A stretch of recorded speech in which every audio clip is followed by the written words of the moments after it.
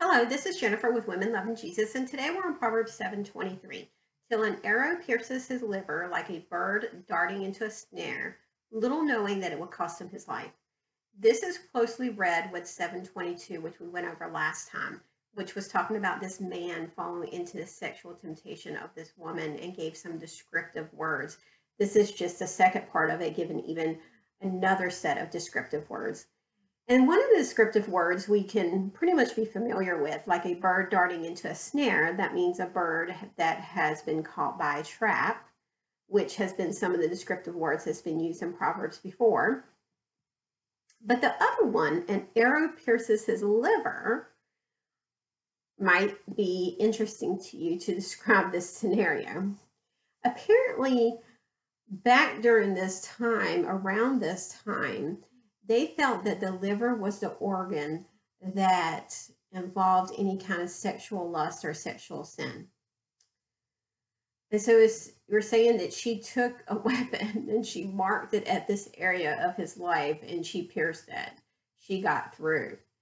In fact, one of the sayings that they used to say is when someone would fall in this type of temptation, they would say they were diseased in his liver.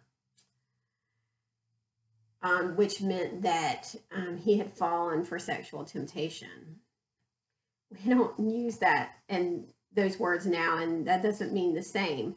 But that's what they're talking about, is basically the falling into the sexual sin has happened. And then when we go into this, little knowing it will cost him his life, what they're referring to this is a spiritual life, is talking about spiritual ruin that will happen because you followed this path of this temptation and you gave in through these plans that this woman had established. Now, when we take the modern twist to this, we probably wouldn't say it like this. We wouldn't use the liver, obviously. And we probably wouldn't even use the bird darting into a snare. But we could say there would be spiritual ruin, that falling into any kind of sexual temptation and sin through the online would create spiritual ruin, which has happened.